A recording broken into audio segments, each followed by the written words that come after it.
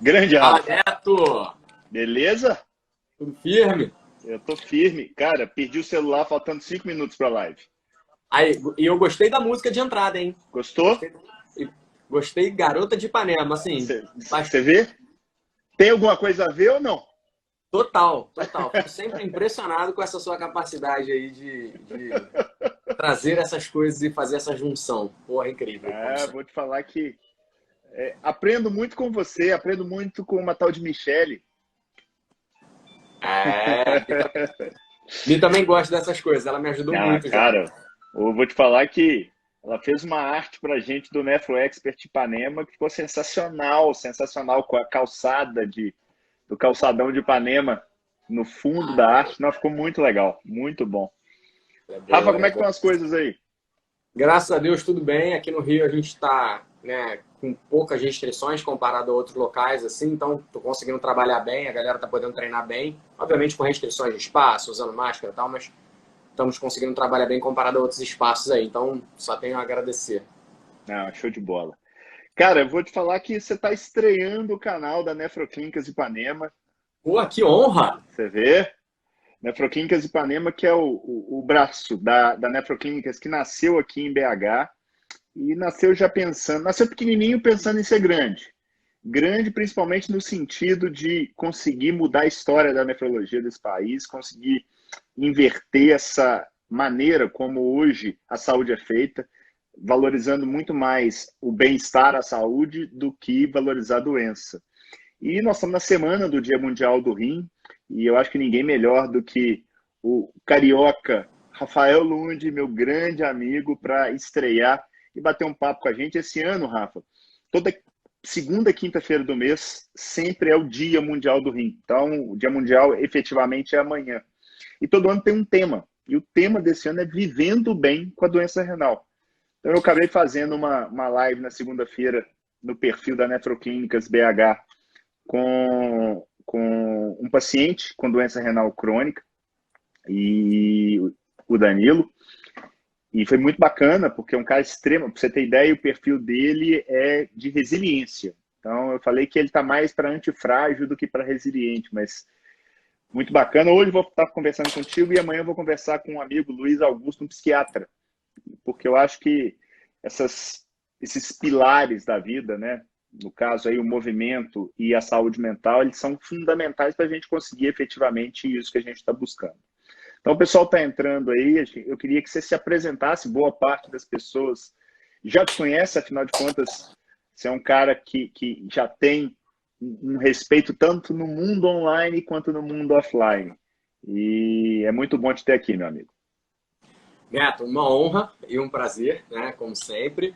Achei ótimo estar no Rio de Janeiro, afinal de contas agora já temos locais aí pensando em bem-estar, né, não só em rim, mas pensando numa medicina que é a que você sempre prega, que é aquela medicina para a saúde, né, e não simplesmente voltada para a doença. Então, pô, fico muito honrado.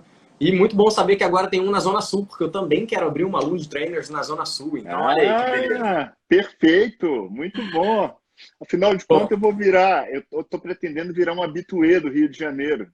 Então aí eu não vou ter desculpa de que não dá para treinar, não, é muito longe, na Barra. Não vou ter desculpa, né? não vai ter, já estamos querendo ir. Bom, para quem não Muito me bom. conhece, né, eu sou Rafael Lund, tem até a camisa aqui, com meu nome. Sou personal trainer há quase 15 anos eu acho que já tem. Fiz mestrado em Portugal sobre, né, treinamento e tal, especificamente sobre treinamento concorrente. Eu acredito muito na junção entre treinos de força e treinos aeróbicos. E atualmente tenho trabalhado, né, no meu estúdio, dando cursos e palestras e tal, tentando apresentar um pouco do que tem tudo a ver com o trabalho do Neto, mas que eu costumo chamar de abordagem centrada no aluno ou abordagem centrada no cliente. Que nada mais é do que você colocar o cliente no centro da prescrição ou da medicina, né? Dá no mesmo. E olhar para ele de uma maneira assim mais global, não só tentar tratar o problema, né? Ou tentar tratar o que ele tem. Eu lido com muitas pessoas que, um, querem emagrecer e dois, sentem dores. Joelho, coluna, quadril, ombro. E é muito interessante porque as pessoas nem sempre elas chegam lá no estúdio, né, já sabendo que a gente vai fazer um conjunto de coisas que vai fazer com que, ao mesmo tempo que ela emagreça, ela deixe de sentir dor, isso pode estar relacionado ou não. Ao mesmo tempo, a gente vai cuidar, né, também um pouco da saúde mental dela. Lá no estúdio, a gente tem uma visão de que o exercício ele tem que ser também prazeroso, ele não pode ser simplesmente burocrático. E a gente tem tentado levar isso, né, para todo o Brasil, para o mundo, através de cursos, palestras e tudo isso que a gente pode, porque temos tido bastante sucesso aqui no Rio com essa abordagem. Ô, Rafa, muito legal. Eu conheço o seu trabalho e eu falo que eu tenho um radar para gente boa. Logo que eu te conheci, se não me falha a memória, em 2016, a gente jantou junto, depois de um evento do Tribo Forte, assim, e trocando ideia. Eu lembro de eu saindo do jantar falando assim, pô, Paulo, esse cara é bom de serviço pra caramba, além de ser gente boa pra caramba. E ali começava uma bela amizade e eu ser o cara que eu realmente respeito profundamente. Como profissional e como pessoa, nem se fala. Ô, Rafa... Tamo junto, né? É mútuo esse respeito, pode ter certeza. Esse respeito e essa admiração.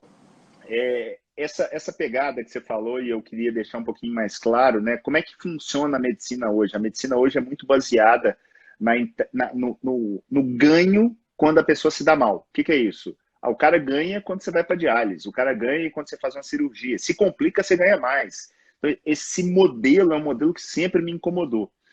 E, obviamente, você não muda a coisa de uma vez, mas a proposição da Nefroclínicas é você tratar de forma conservadora, ou seja, a gente levou essa proposta para vários convênios, tivemos muito sucesso com isso, que é, olha, o paciente que chegar na gente, que tiver esse interesse, a gente vai cuidar dele e ao invés de eu ganhar só quando ele vai lá na diálise, não, vamos fazer ao contrário.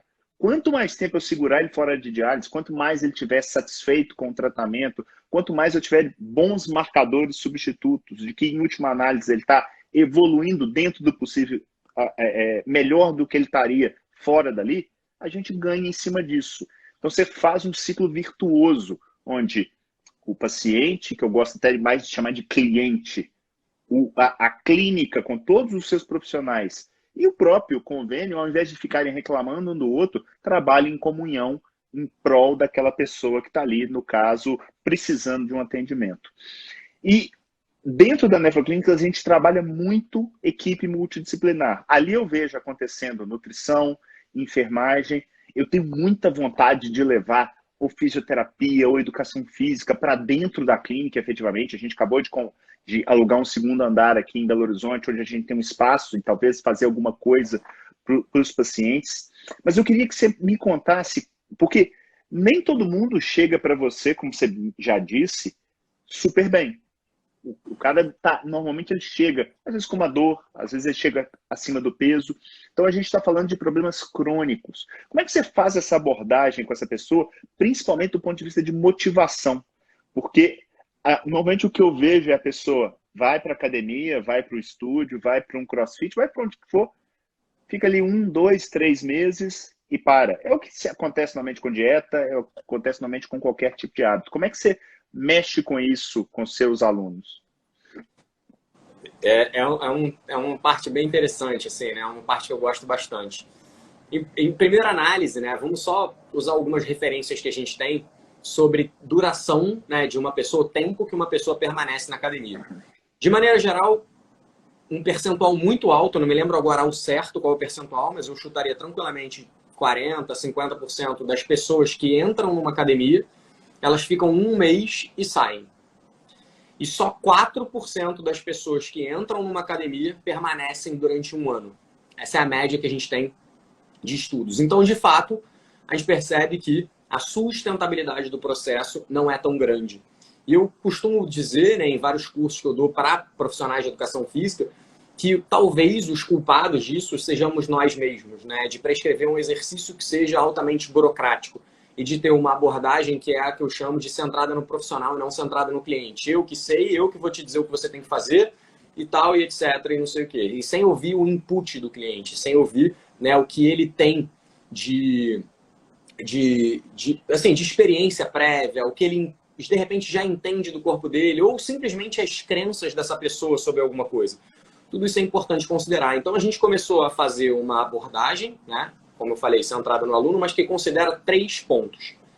O objetivo do aluno, né? O que ele quer, emagrecer, tal. Muitas das pessoas que nos procuram querem mudar a composição corporal, ou seja, querem emagrecer, mas eles chegam lá cheios do segundo ponto, que é o que eu chamo de necessidades, que é isso que a gente falou agora. Então a pessoa ela quer emagrecer, ela tem um objetivo, mas ela chega lá com dor, ela chega lá com alguma doença crônica, ela chega lá com algum problema que exige um cuidado diferenciado. Ou seja, não é simplesmente pegar um papel, dar para ela e falar, vai, faz, pronto, igual para todo mundo, né? Não, eu preciso olhar individualmente para essa pessoa, preciso entender quais são as necessidades específicas dela. E por último, mas não menos importante, as preferências do aluno, né? A gente fala em objetivos, necessidades e preferências. E quando eu toco no termo preferência, muita gente fica assim, ah, Rafa, mas aí você faz o que o aluno quer e tal, né? Se o aluno chegar já dizendo que ele quer fazer isso ou aquilo, essa é um debate que a gente tem muito, né, com profissionais, porque nosso meio hoje vive um grupo de pessoas assim, né, que não são formadas, mas que difundem o exercício, e você pode ter uma visão positiva ou uma visão negativa disso. Eu prefiro ter a visão positiva. A visão positiva de que essas pessoas estão estimulando, né, a comunidade a realizar exercícios. E aí cabe a nós, profissionais, entender como a gente vai tratar essa pessoa. Porque, de maneira geral, eu, né, acredito que é importante você treinar força e que é importante você treinar condicionamento. Um profissional do Pilates vai dizer que o Pilates é a melhor opção. Um profissional da Yoga vai dizer que a Yoga é a melhor opção. Não sei quem vai dizer que não sei quem é a melhor opção. E quando você vai olhar os estudos, no fundo, quase todos eles dão certo. Só que os que dão mais certo são aqueles que o cliente, o aluno, permanece por mais tempo. Se envolve com a coisa. E aí, agora sim, respondendo a sua pergunta, Rafa, então como é que você faz para os seus clientes gostarem do que eles estão fazendo? Primeiro, eu considero muito a informação que é dada, né? Primeiro, eu considero muito o que ele gosta de fazer. Na nossa avaliação, diversas perguntas são feitas e, dentre elas, o que você já fez de exercício? O que deu errado? O que você não gostou? Por que você acredita que não conseguiu manter, né, durante o tempo? O que você gosta de fazer? O que você não gosta de fazer de jeito nenhum? E com isso a gente vai tentando entender, né, como a gente precisa prescrever o treino para esse cliente. Óbvio que sem perder o objetivo dele de vista, mas considerando o objetivo, a necessidade e a preferência. Então esse é o primeiro aspecto, é ouvir muito o cliente, fazer muitas perguntas para entender o que já deu certo, o que não deu, o que a gente pode fazer diferente. E, em última análise, também, né, ter algumas escalas que nos ajudam a entender o gosto desse aluno. Por exemplo, existe uma escala, né, que é antiga, mas que eu, particularmente, só tive acesso há pouco tempo, e para mim foi um brilhante achado, que é uma escala de satisfação com o exercício, que vai de -5 a +5. Né? +5, obviamente, é um alto grau de satisfação, 0 é, tá, tudo bem, e -5 é, não gostei de jeito nenhum. Então, quando eu não tenho certeza do que está acontecendo com o aluno, porque tem alguns alunos que são um pouco mais quietos, né? Às vezes não deixam transparecer tudo ali e tal, e muitas vezes pergunto, cara, e aí, o que você achou do treino hoje? Né? Se você tivesse que dar uma nota aí de 0 a 5, podendo inclusive ser negativa, você pode dar até -5, como é que você se sentiu no treino de hoje? O quão prazeroso ele foi? Então, todas essas informações, né, de ouvir o cliente, de tentar sempre informações dele e do quanto aquilo está sendo positivo para ele, é o meu primeiro aspecto.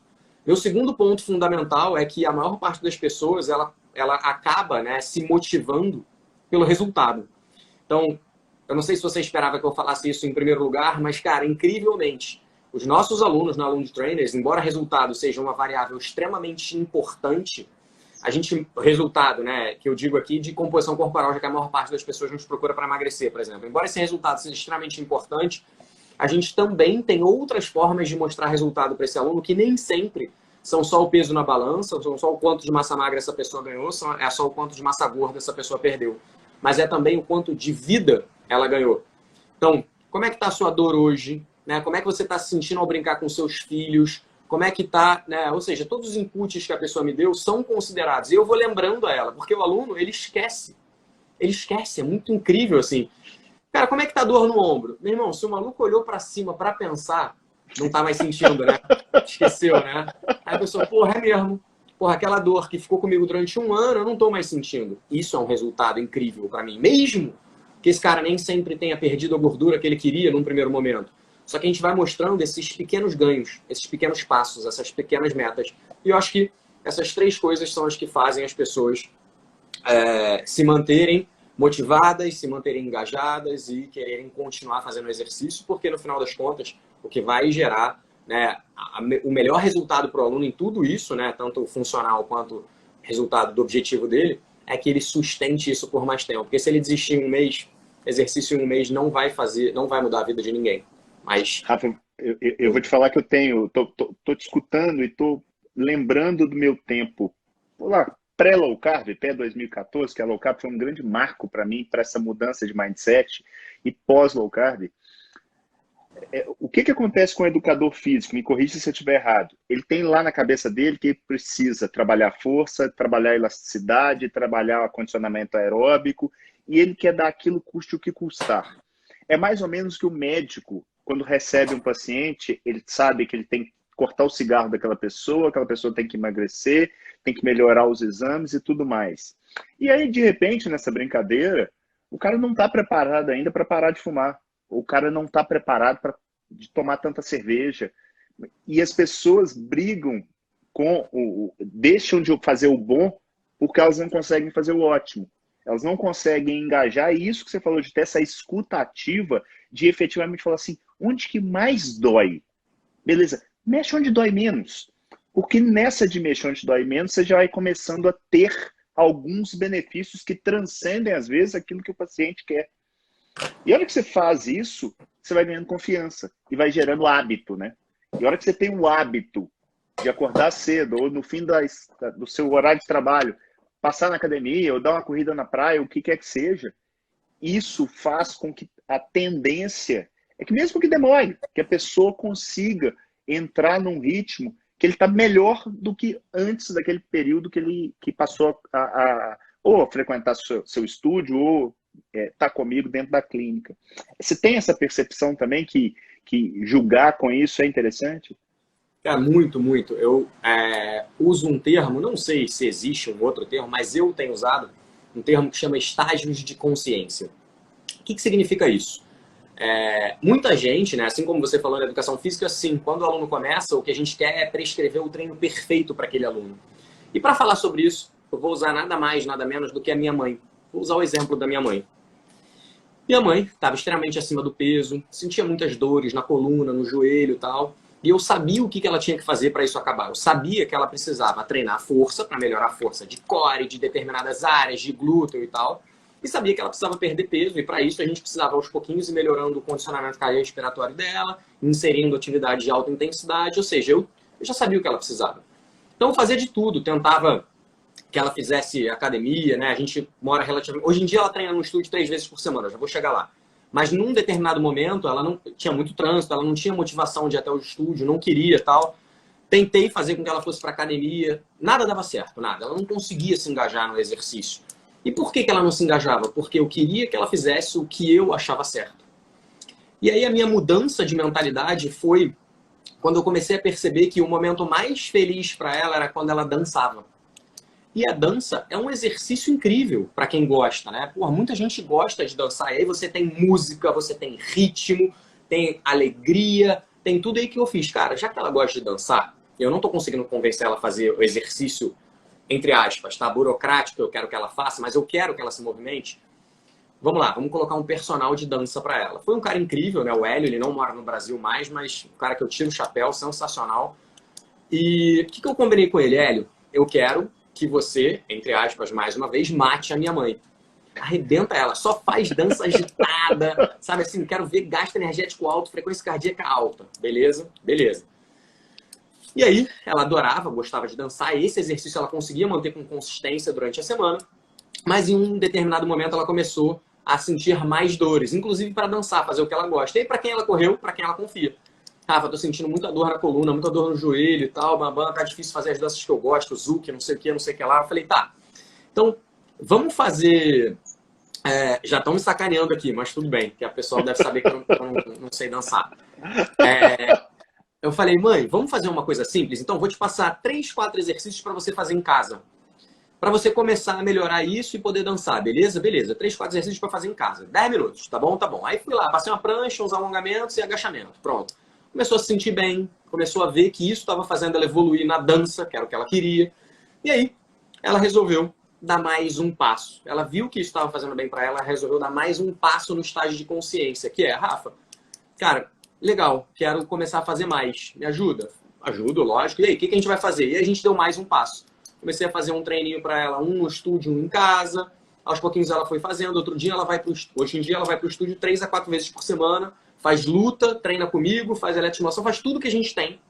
Bem, saindo de Ipanema e indo até a Barra, que é uma distância grande. Normalmente quem mora num bairro aqui como esse, né, Ipanema, dificilmente quer ir para a Barra e vice-versa. E ela faz isso todos os dias. Ou seja, ela passou para um novo estágio de consciência. Ela agora já tem noção do que ela precisa. Então, a mudança de mindset, né, e esse aprendizado com a minha mãe foi muito importante para que eu pensasse nisso e criasse o que eu chamo de, cara, existem pessoas que estão num estágio em que elas não estão prontas para fazer uma mudança tão drástica, né? Seja na alimentação, seja parar de fumar e tal. Mas talvez elas estejam prontas para uma mudança menor.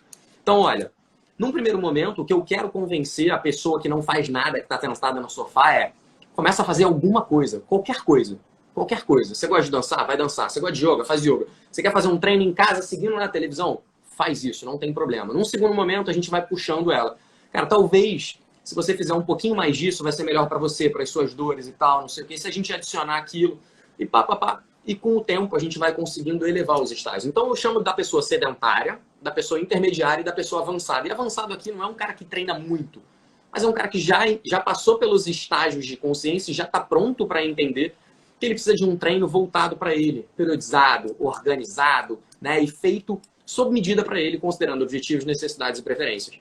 Mas num primeiro momento, nem todo mundo está apto a isso. Assim como nem todo mundo está apto a você chegar para ele e falar, olha, você a partir de hoje não pode mais beber nenhuma cerveja nem final de semana.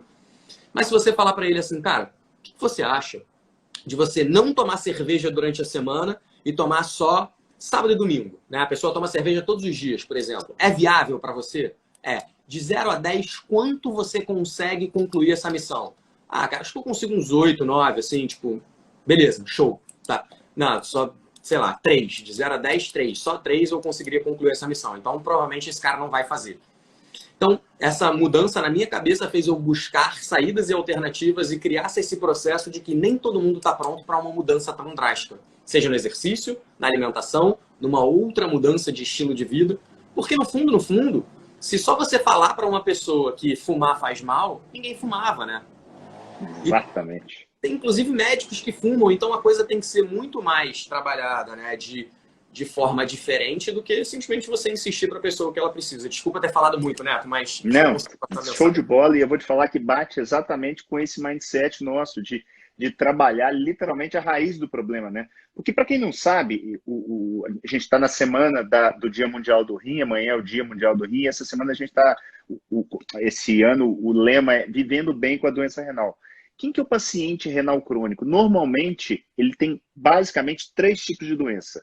Ou hipertensão, ou diabetes, e normalmente essas doenças associadas à obesidade, ou seja, é o típico paciente o tipo aluno que você recebe no seu estúdio, ou ele tem uma doença familiar, uma doença cística, uma nefrite, alguma coisa assim. Aqui eu estou fazendo 80% daquelas pessoas que, em última análise, vão perder a função renal e vão precisar, por exemplo, fazer diálise. E quando eu pego essas pessoas que estão evoluindo a caminho dessa terapia renal substitutiva, seja qual método você vai usar, hemodiálise, diálise peritoneal ou transplante, muito do que se faz é o quê? Tratar a ponta de galho. Ele está com diabetes, você dá um remédio. Você está com hipertensão, você dá outro. Não deu certo, você aumenta a dose. E esquece que a raiz do problema, ela pode ser atacada. E uma das formas é a nutrição, outra forma é a saúde mental, outra forma é o movimento. Então, isso que você está falando de engajar a pessoa, a gente faz dentro do consultório, deveria ser feito por todo profissional de saúde que trabalha com algum tipo de hábito. E vou te falar mais, até tomar remédio. Porque eu falo que tem três prescrições. Aquela que você passa, aquela que o paciente fala que usa e aquela que ele realmente está usando. E isso depende demais, mas demais do grau de confiança, do quanto você respeita aquela pessoa e a escuta. Porque o médico ele tem mania de achar que, não, eu vou prescrever o remédio, a pessoa fala alguma coisa, não, isso é bobagem. Continua tomando. Ele fala, tá. Quantos e quantos pacientes já não escutei falando assim, eu tenho medo de falar para o meu médico o que está acontecendo. Olha que coisa bizarra. Isso é tosco. Então, não tem como isso acontecer. Então, na Nefroclínicas, a gente tem, desde Belo Horizonte, já esse mindset. Estamos levando agora para ir para Ipanema, né? Só vou poder tomar um café na casa de Dona Miriam Lund. Então, a gente está levando, está num local extremamente agradável, uma clínica bonita, muito charmosa, mas uma clínica bonita sem essência, ela é simplesmente um monte de papel de parede, de decoração. Não, aquilo ali tem que ter a cultura nefroclínicas de cuidar. A gente fala que a nefroclínicas é a casa do paciente renal. E aí, puxando para esse lado da doença crônica, Rafa, não necessariamente só a doença renal crônica, mas você é um cara que tem muita experiência com obesidade, com pacientes hipertensos, diabéticos. Como é que você trata essa pessoa quando ele já chega falando assim, ó, aquele kit completo, né? Hipertenso, obeso, diabético, idoso. Como é que se começa a abordagem dele? Quais são os cuidados que você tem? Cara, assim, eu acho que inicialmente eu falei um pouquinho da conversa que a gente tem com o aluno, mas o segundo ponto que é fundamental, além de toda essa conversa e de entender ao máximo o cliente, é que você tem uma avaliação, né? Que você possa entender aonde esse cara está em todas as possibilidades que ele pode ter. Um paciente renal crônico, normalmente, ele, né, tem algumas... ele tende a ter uma capacidade cardiorrespiratória menor.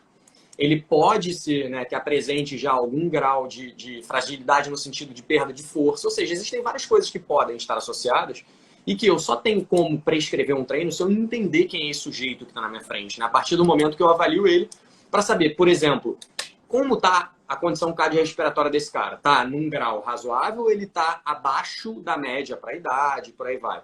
Isso é o que vai me dizer o quão intenso o treino dele vai ser ou não. E talvez um dos pontos mais importantes numa prescrição de exercício seja a progressão. Progressão no treinamento, para mim, é uma das coisas mais importantes no que diz respeito ao exercício. Por quê? Não importa. Às vezes as pessoas chegam para mim, isso é muito comum, tá, Neto? Ah, porra, não dá para treinar com o Rafa não, porque o treino dele é muito pesado. Aí eu rio, eu falo, cara, não, realmente, meu treino é pesado, mas ele vai respeitar você que está na minha frente. Ele vai ser pesado para aquilo que você aguenta. Eu não vou prescrever para o neto o treino que eu faço. Eu não vou prescrever para minha mãe o treino que eu faço. Eu não vou prescrever para uma aluna que acabou de chegar lá no estúdio, cheia de comorbidade, com obesidade, tá? O mesmo treino da Juliana Paz, da Flávia Alessandra, que são nossos alunos lá no estúdio. Não é, são treinos completamente distintos, considerando a pessoa que está na nossa frente. Então, em primeiro lugar, é tentar entender quem é o sujeito que está na minha frente, né? Fazendo uma avaliação de função cardiorrespiratória, de como essa pessoa se movimenta. Função cardiorrespiratória simples, tá? Sem ergospirômetro, sem aquelas coisas todas. Obviamente, se não houver nenhum risco para essa pessoa, porque existem algumas comorbidades que têm um risco maior para você aumentar o grau de esforço desse sujeito, que precisam de uma análise médica antes, um cardiologista. Mas, se não for esse o caso, a gente testa rapidamente ali, né, de forma submáxima, condição cardiorrespiratória desse cliente, a gente vê como esse cliente se movimenta.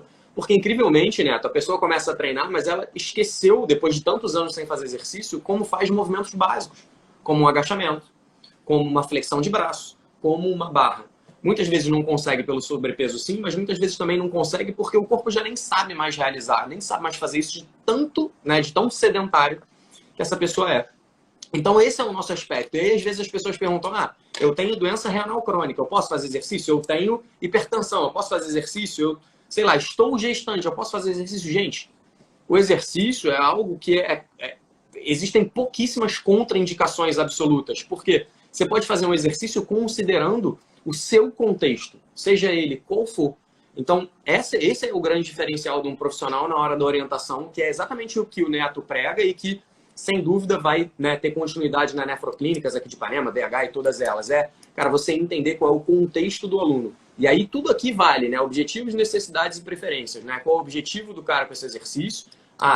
Na maior parte das pessoas que me procura é melhorar uma função da composição corporal, mas poderia ser, eu quero treinar porque eu quero reduzir, por exemplo, a quantidade de insulina que eu tomo. Eu sou um diabético. Beleza, existe treino para isso, né? Tem como a gente olhar por esse aspecto e avaliar o resultado nesse sentido. Eu quero fazer porque eu tenho doença cardiovascular e preciso melhorar a minha função cardiorrespiratória. Isso vai fazer com que eu tenha menor risco. Beleza, a gente tem como fazer isso e assim por diante. Então, existe pouquíssima contraindicação absoluta nesse sentido, porque o exercício ele pode ser feito levando em consideração totalmente o contexto do aluno. E aí esse é a grande questão, né? Mesmo um paciente com doença renal crônica, mesmo ele num estágio onde ele vai fazer diálise, existem vários estudos que mostram isso, existem muitos efeitos positivos para esse cliente, à medida que ele começa a se exercitar, que vão desde coisas que podem ser medidas, né? Redução da taxa de mortalidade, diversas coisas que podem ser medidas que são extremamente importantes, até coisas que às vezes não são tão fáceis de serem medidas, como funcionalidade, qualidade de vida e por aí vai. Então, eu sou suspeito para falar, porque, né, eu vivo uma vida de exercício, eu levo isso para tudo e para todos que me cercam, mas fato é que o exercício é um remédio. Cara, e eu vou te falar o seguinte, você me conhece já há muito tempo e eu falo que o cliente ele quer basicamente duas coisas. Ele quer viver mais e viver melhor. Tudo deriva disso, tudo. Ele pode até achar que ele quer ter o colesterol bom, que ele quer usar menos insulina, mas no fundo, o que ele quer é viver mais e viver melhor. O viver mais é difícil de você mensurar isso. Você pode estar super bem, de repente sai atropelado e acabou. Agora, o viver melhor, mesmo que às vezes não seja quantificável com um exame, você olha na cara da pessoa. A pessoa chega para você, porque você vê a pessoa 3 vezes por semana, às vezes todo dia. Para quem vê igual eu vi hoje e vou ver daqui a um mês, vou ver daqui a 3 meses, a pessoa volta outra. Ela já chega sorrindo. Hoje, por exemplo, eu fiz uma teleconsulta com um paciente de Maceió. Ele, em 3 meses, um senhor renal crônico, ele perdeu 14 quilos, mudando a alimentação, começou a fazer atividade física e, olha, um senhor que está preso por causa da pandemia começou a fazer atividade física em casa. Ele ria copiosamente na consulta, de sentir-se bem. E aí o que acontece? Além de melhorar, vai tirando remédio, ou seja, entra em um ciclo virtuoso. E eu queria puxar para um negócio que é muito frequente eu ver entre os pacientes, e eu acho que isso transcende a qualquer tipo de nefropatia. Vou começar a fazer atividade física. Beleza, vamos começar por alguma coisa que eu goste. Mas tem algumas pessoas que são mais xiitas e querem falar assim, eu quero fazer certinho. Eu faço força ou eu faço aeróbico? E você já comentou, primeira coisa, sai do sofá. Mas se eu tiver que escolher, eu tenho alguma preferência a ser seguida? Neto, assim, teoricamente a gente deveria, né, melhorar tanto a capacidade cardiorrespiratória quanto a capacidade neuromuscular. Hoje, né, a gente sabe que é possível fazer as duas coisas ao mesmo tempo. Você não precisa necessariamente, né, de uma esteira para melhorar sua capacidade cardiorrespiratória, assim como você não precisa de uma máquina de musculação para melhorar a sua função neuromuscular. Essa é a grande liberdade, né, que diversos estudos recentes têm mostrado para a gente. Então, como você falou, esse senhor, né, que começou a fazer exercício em casa e emagreceu, melhorou a vida, está sorrindo à toa. Então, a gente sabe que é possível, né? Vamos mudar. Eu vou propor uma mudança na nossa fala. É porque é difícil fazer isso, mas eu vou propor uma mudança na fala que é a seguinte. Ao invés de eu dizer que a gente, como profissional de educação física, precisa fazer com que o nosso cliente melhore a força, treine força e treine o seu condicionamento cardiorrespiratório, né, que faça cardio. Então, ao invés de eu dizer que o cara tem que fazer cardio e força, beleza? Que é óbvio, a gente como profissional sabe disso.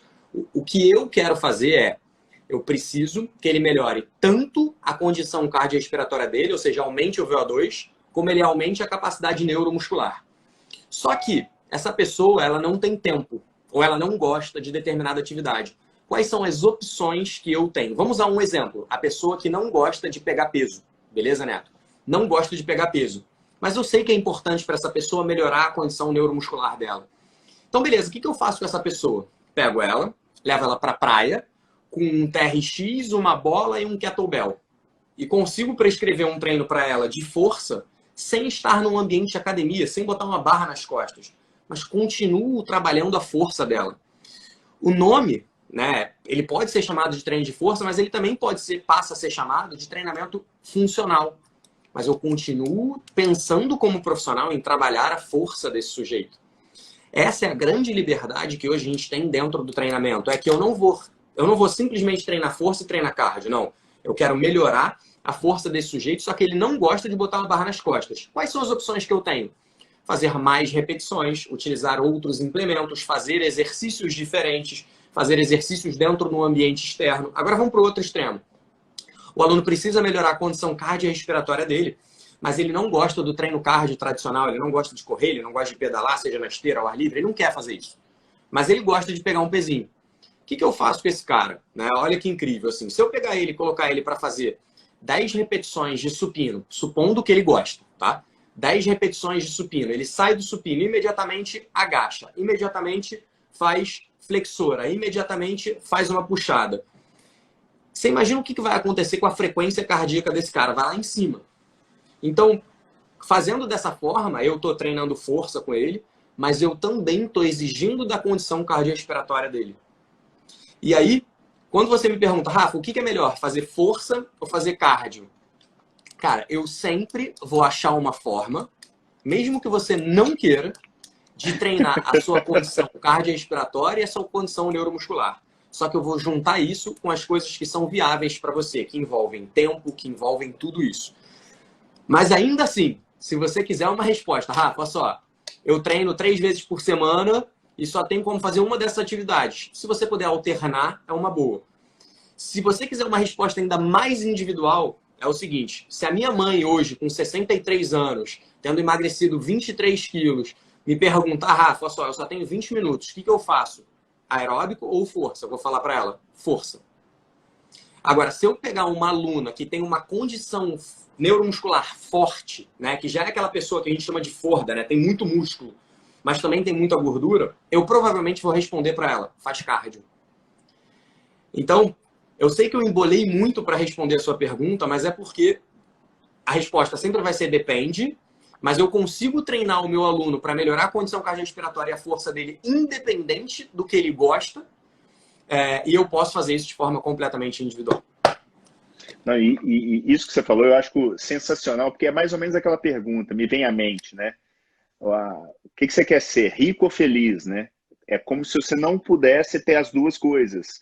Então, não é por aí. E aí eu acho que entra muito esse feeling seu, esse seu jeito de trazer para a pessoa aquela valência, seja a força, seja o cardio, de uma maneira que seja lúdica, que ele goste, né? Eu estava conversando com a Paula antes de entrar na live aqui.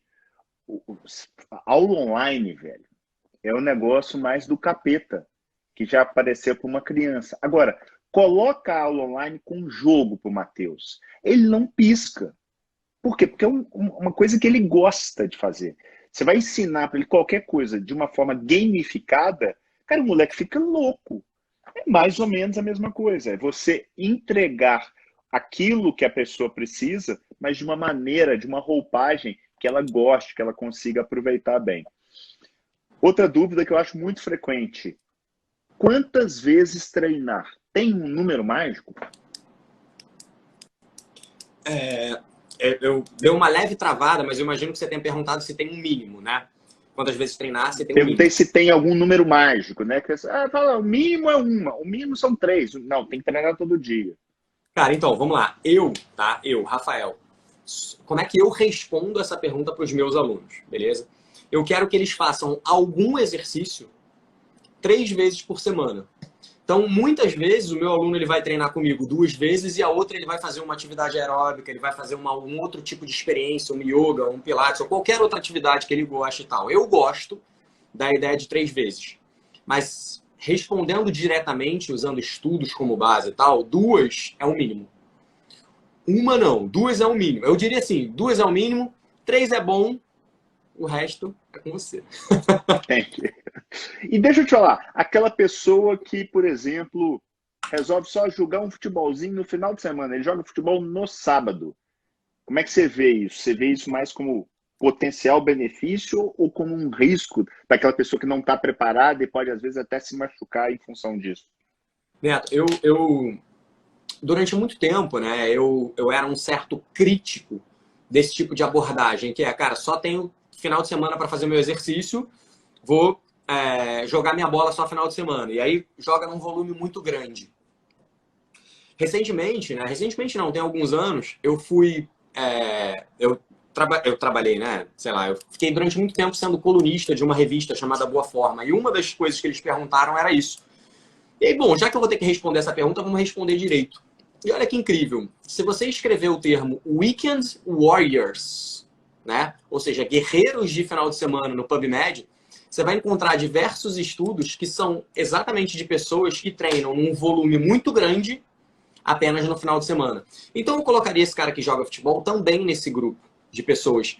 Incrivelmente, se você comparar os Weekend Warriors com quem não faz nada, obviamente os Weekend Warriors têm muito mais saúde, né, em tudo que pode ser medido, desde VO2, força, capacidade funcional, do que qualquer outra pessoa. Então, do ponto de vista fisiológico, é melhor que você só jogue seu futebol no final de semana e não faça nenhuma outra atividade, do que você não faça nenhuma outra atividade, do ponto de vista fisiológico.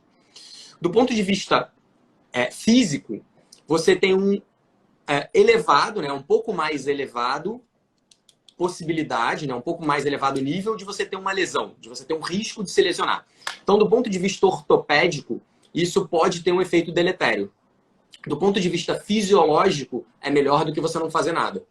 Então, o que eu tento, né, com esse cara que joga futebol pra caramba no final de semana, só faz atividade no final de semana, seja lá qual for, eu tento convencer esse cara a fazer alguma outra atividade que fortaleça e que prepare, especialmente a parte ortopédica dele, durante a semana, nem que seja uma vez. E a gente tem conseguido, não é estudo, tá? É a minha prática, a gente tem conseguido resultados bem interessantes para pessoas que fazem isso. Treinam muito no final de semana, porque é o único momento que tem, durante a semana não conseguem e tal, mas no final de semana acabam conseguindo. A gente tem conseguido bastante benefício com essas pessoas que treinam uma vez durante a semana só a parte de força para melhorar a capacidade neuromuscular, tendão, né, reduzir impacto sobre os ossos, e no final de semana se matam de fazer milhões de exercícios. Voltamos para o bom não pode ser inimigo do ótimo, né? Exatamente. Tem uma pergunta aqui, Rafa. Não, peraí, sumiu. É aqui. A Auricélia, qual a melhor estratégia para baixar percentual de gordura corporal? Fora dieta, né? Fora dieta, você está perguntando, né? Eu acho que é até bom, porque apesar de ser uma coisa óbvia para muita gente ainda não é. Para muita gente ainda a teoria do balanço calórico, e aí você pode ou comer menos caloria ou gastar mais, funciona. E é muito legal quando você vê uma aula sua, fala, olha, se você está vindo aqui para perder gordura e acha que isso aqui vai te levar à perda de gordura, principalmente de forma isolada, você está pegando um caminho que não é dos melhores. O que não significa que não seja importante você estar aqui. Como é que você lida com essa situação? Não deve ser infrequente a pessoa chegar lá e ela não entende ainda muito bem essa questão. Cara, é engraçado porque as pessoas, a maior parte das pessoas quer respostas mágicas, né? Em qualquer área, não só no exercício, mas qual é o melhor exercício para emagrecer? Qual é a melhor modalidade? É melhor fazer 1 minuto forte e 1 minuto fraco? Ou é melhor ficar 30 minutos correndo direto? O que é melhor e tal? E é muito difícil responder essas perguntas, né? Porque o processo de emagrecimento é algo bastante complexo e multifatorial. Então, quando você tenta tratar, né, um problema multifatorial interagindo apenas em um fator, as suas chances de sucesso são menores. E o que a gente tem de estudo científico é que não importa o tipo de exercício que você faça, beleza? O exercício isolado, se ele não tiver associado a nenhuma intervenção nutricional, por exemplo, o resultado dele é muito pequeno. Então, durante 12 semanas, você vai emagrecer 1, 2 quilos. Então, você imagina você se matando de fazer exercício durante 3 meses para emagrecer 2, 3 quilos no máximo. Isso se você tiver um percentual de gordura alto. Então, o que a gente foi percebendo com o tempo, né, e aí é engraçado quando eu acho que as pessoas ouvem um educador físico falando isso, é que, mais uma vez, o exercício de forma isolada talvez não seja a melhor estratégia. Então, por isso que eu comecei minha resposta falando, levando em consideração que você está fazendo dieta, né? Então, partindo do princípio que você está fazendo dieta, né, ou seja, que você tem um mínimo de controle alimentar do que você ingere, aí sim a gente pode começar a brincar com o exercício. Então, mais uma vez, né, minha resposta sempre vai envolver, em primeiro lugar, estágios de consciência. Se você nunca fez nada, é melhor que você faça alguma coisa. Se você já começou a se envolver num programa de treinamento, é muito importante que você comece a treinar a sua função neuromuscular, ou seja, o seu músculo. Isso pode ser feito de diversas formas, né, como eu já falei aqui, mas é muito importante que você treine o seu músculo. A maior parte dos estudos que usam treino de força, eles mostram que sujeitos que treinam força tendem a perder mais de gordura do que sujeitos que fazem aeróbico. Então, voltando para essa brincadeira que o Neto falou, que era a seguinte, se só gastar energia for importante, um treino aeróbico ele gasta mais energia do que um treino de força. Então, por que o sujeito que está em dieta e treina força perde mais gordura do que o sujeito que faz aeróbico e gasta mais energia? sim, é isso que acontece. O sujeito que treina força gasta mais energia. Existem vários motivos para explicar, eu não vou exatamente me aprofundar nisso, são vários mecanismos e tal. Mas a questão é fundamental que exista força no seu programa. Beleza? Esse é meu primeiro aspecto, indo para nosso segundo estágio de consciência, que é já me envolver no exercício. O terceiro tópico, né, o terceiro estágio seria: já estou envolvido, já percebo a diferença, isso já faz parte da minha vida e eu já tenho um mínimo de condicionamento para que eu possa tornar o meu exercício diferente e mais intenso. O que eu faço com esse aluno? Eu começo a fazer treinos de alta intensidade, mas não só na esteira, mas treinos, como eu falei antes, que envolvem tanto a característica cardiorrespiratória quanto a característica neuromuscular em uma coisa só. Então a gente começa a associar agachamento com corrida, salto, kettlebell swing e deadlift. Ou seja, eu começo a colocar vários exercícios com alto grau de complexidade, onde você tem uma demanda neuromuscular muito alta e associo a isso a uma capacidade cardiorrespiratória. Então, respondendo a sua pergunta, né? Eu preciso sempre programar o seu treino para que você evolua devagar. Eu preciso progredir no seu treino. Minha primeira preocupação é: começa a se movimentar. Começou a se movimentar, vamos melhorar a força do seu corpo, vamos melhorar a sua capacidade neuromuscular. Já consegue se movimentar bem e tem um mínimo de força, agora eu começo a pegar pesado no treino, tanto na força quanto na condição cardiorrespiratória. Eu começo a fazer HIITs, que eu chamo de HIITs resistidos e mistos. Então essa é a minha linha de raciocínio para uma pessoa que quer emagrecer. Então, se o objetivo é reduzir percentual de gordura, essa é a ideia. Ô, Rafa, eu vou te falar que você me conhece, você sabe que eu gosto muito de analogia. Então, eu acabo usando isso muito dentro do consultório. E uma das que eu uso é o seguinte: olha, se você quer emagrecer e está usando exclusivamente atividade física, é basicamente você ter um martelo para serrar uma árvore. Não significa que o martelo seja ruim, e muito antes, pelo contrário, você precisa dele em algum momento. Mas se você for serrar uma árvore batendo com o martelo, a árvore pode até cair, mas definitivamente não vai ser a maneira mais fácil. Me veio na cabeça, a hora que você falou a respeito da dieta, uma dúvida que é bastante frequente ainda entre as pessoas, que é a questão do jejum, de treinar ou não em jejum. E aí a gente tem uma série de possibilidades, desde a pessoa que não tem a doença, mas eu queria, naquela pessoa que é doente, principalmente, por exemplo, um diabético que usa insulina, como é que você lida? Você tem um contato direto com o médico? Como é que você faz com essa situação? Cara, assim, todos os diabéticos, né, que eu já treinei, eram diabéticos que se conheciam muito, assim. O cara, né, ou a mulher, meio que já sabia muito do corpo dela, ela já sabe as respostas do corpo quando a glicose está baixa, quando a glicose está alta. É uma pessoa que acompanha muito a sua glicose. Então eu não tenho, por exemplo, contato com aquele diabético completamente perdido ou que acabou de virar diabético e tal, que eu acho que poderia ser diferente, tá? Eu acho que seria diferente a abordagem. Nesse caso, provavelmente eu ia querer conversar mais com o médico, eu ia querer tentar regular mais isso, ia ficar mais próximo. Mas como todos os contatos diretos que eu tive com diabéticos, né, que treinaram sob minha orientação, foram pessoas que já estavam muito adaptadas à insulina, à questão da glicose e tal, era um pouco mais simples. Por quê? Porque a pessoa já se conhece. Acaba sendo muito mais fácil da gente administrar isso. E para essas pessoas, né, como eu sempre falo, treinar em jejum não é nem a solução e nem o problema. Porque treinar em jejum está muito mais relacionado a algo que... Vou usar um exemplo do jejum, tá? Saindo um pouquinho do diabético, mas que tem muito a ver com a minha prática. Em 2012, eu acho que foi 2012, 2011, eu comecei a dar aula para um aluno às 6 horas da manhã. E esse aluno estava acima do peso, certamente, né, deve ter alguma relação aí, síndrome metabólica e tal. Na época eu não tinha essa visão, né, isso já tem bastante tempo. Eu não tinha uma visão tão integral sobre essas coisas, mas hoje em dia não tenho a menor dúvida de que ele devia ter síndrome metabólica e tal. Mas independente disso, era um aluno que treinava às 6 da manhã. E na época eu tinha a ideia de que para você treinar bem, você precisa ter ingerido algum alimento, né? Você precisa ter ingerido carboidrato, você precisa ter ingerido algum alimento. Eu ainda tinha essa ideia. E o que acontecia com ele? Toda vez que ele ia treinar e comia, ele não treinava bem. A comida ficava sempre querendo voltar, tal, não era algo agradável para ele. E quando ele ia sem comer, ele treinava super bem. E aí, nesses treinos que ele treinava bem, eu perguntava: e aí, o que você comeu hoje? Ele falava: nada. Aí eu, incrivelmente, respondia para ele: nada não pode. Você tem que comer alguma coisa. Vamos descobrir alguma coisa que te faça bem antes do treino.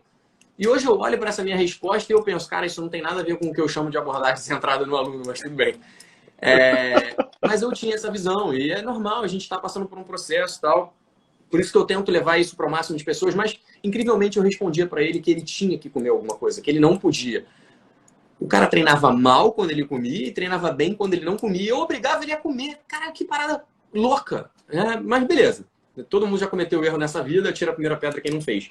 Então esse é um exemplo muito claro para mim, né, de que a escolha do padrão alimentar, ele, assim como no treino, eu citei várias situações, né, vários tipos de treinos diferentes que podem ser empregados para chegar no mesmo resultado. A escolha do padrão alimentar muitas vezes está mais relacionado ao aluno, ao cliente, ao paciente, do que a uma certeza da ciência. Ah, Rafa, é melhor treinar em jejum, é melhor treinar alimentado. A gente sabe que jejum vão ter algumas repercussões. A pessoa que treina em jejum, ela gasta mais energia, ela gasta mais gordura como fonte de energia, mas não necessariamente ela emagrece mais.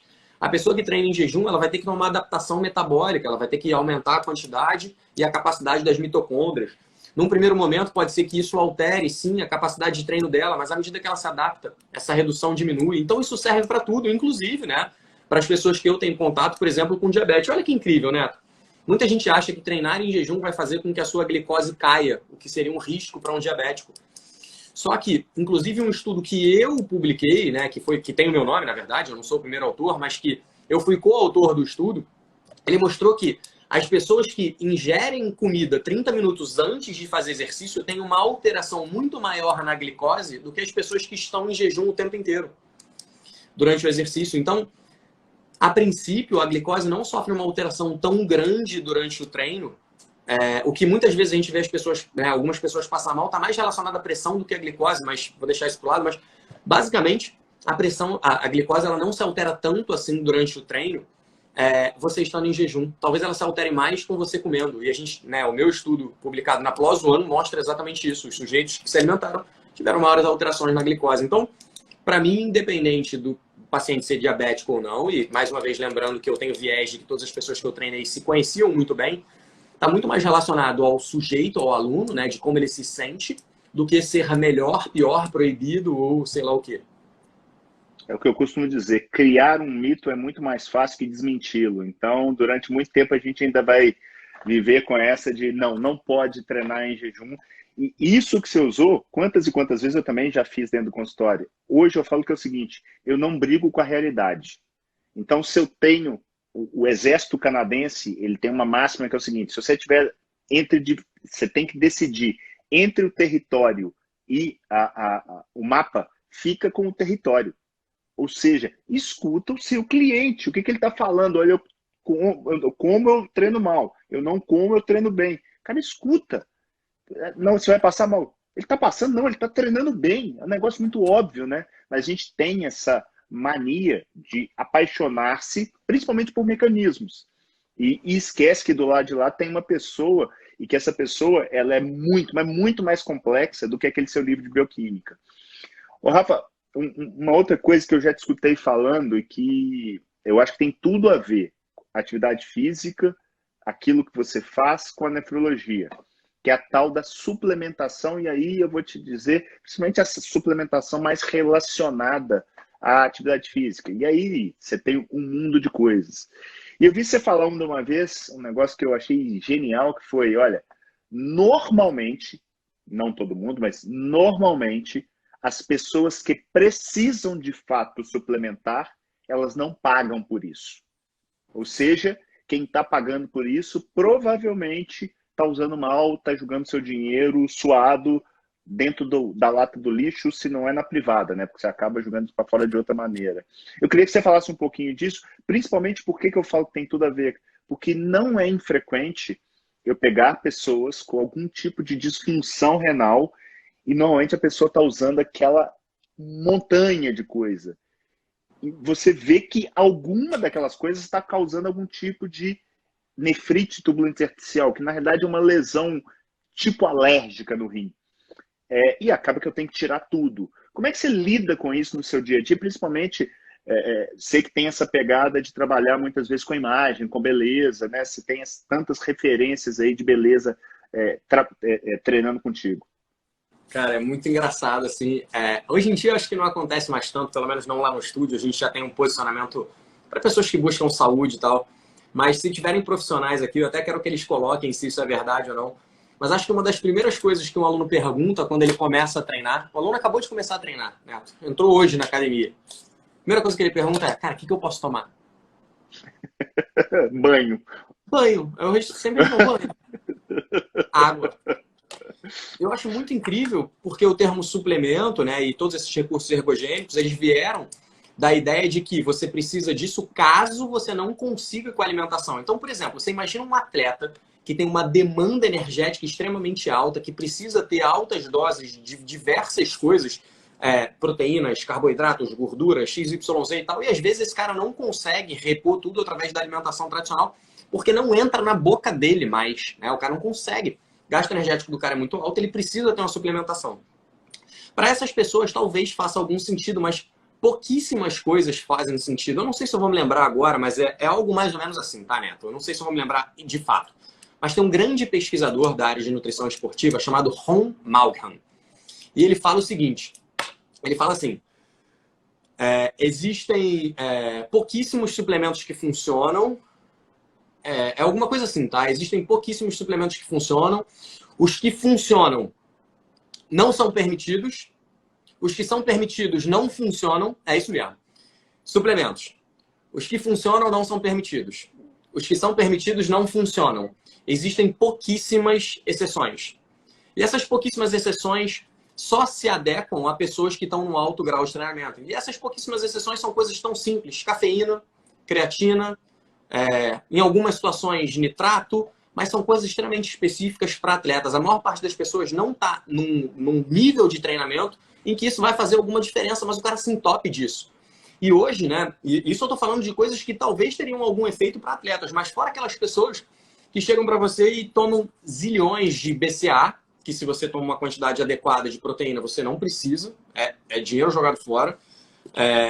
Tomam sei lá o que, sei lá o que, sei lá o que. Por quê? Porque primeiro o cara quer uma mágica, né? Ele quer o treino mágico, ele quer o produto mágico, ele quer o não sei o que mágico, mas ele não faz o mínimo. E o mínimo é que você faça uma dieta regular, que você se engaje num programa de treinamento, que isso vá progredindo devagar, que você vá desempenhando cada vez melhor, que você vai melhorando cada vez mais a sua alimentação. E pode ser que em algum momento, para que você supere o seu limite fisiológico, ali genético que você consegue agora, você precise de algum suplemento. E aí, uma das coisas, né, que até perguntaram aqui pra gente e o whey?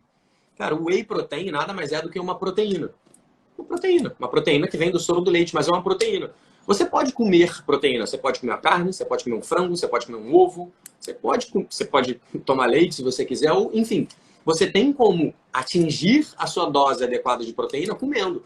Você poderia usar o whey se você não consegue atingir a dose adequada de proteína para um dia, levando em consideração que para muitas pessoas, antes de você tomar o whey ou de você atingir essa dose mínima, essa dose máxima, né? Na verdade é uma dose máxima de proteína por dia, se você não faz um mínimo, nada disso vai adiantar. O que é um mínimo? Treinar bem. Então a pessoa quer tomar de tudo, mas não está nem treinando direito. Quantas pessoas eu vejo chegarem lá no estúdio tomando de tudo e fazem um treino que, cara, tá muito aquém ainda, mas... E aí eu não vou culpar a pessoa. Porque, como eu falei desde o início, né, programas de treinamento envolvem progressão. Então, uma pessoa que acabou de começar a treinar, ela não vai ter nenhum benefício adicional de tomar nenhum produto que seja permitido, né, que não seja algo proibido. Rafa, deixa eu só te cortar, porque a gente tem exatos 47 segundos. Deixa eu te agradecer. Vai. Sim, cara, muito obrigado. É sempre muito bom. Ficaria mais 1 hora batendo papo aqui com você, mas o Instagram já está a ponto para me implodir. Você tem exatos 30 segundos para se despedir. Muito obrigado, gente. Neto, foi um prazer estar aqui, galera. Saibam que a partir de agora teremos médicos incríveis como o Neto aqui no Rio de Janeiro, na Nefroclínicas aqui de Ipanema. E para mim é muito bom saber disso, porque agora nós já temos a quem indicar. E muito obrigado, Neto. Um grande abraço, um grande beijo. Honrado de ter sido o primeiro. Show de bola. Valeu, gente. Fiquem com Deus. Aquele abraço. Tchau, tchau. Valeu, Rafa. Valeu, Neto.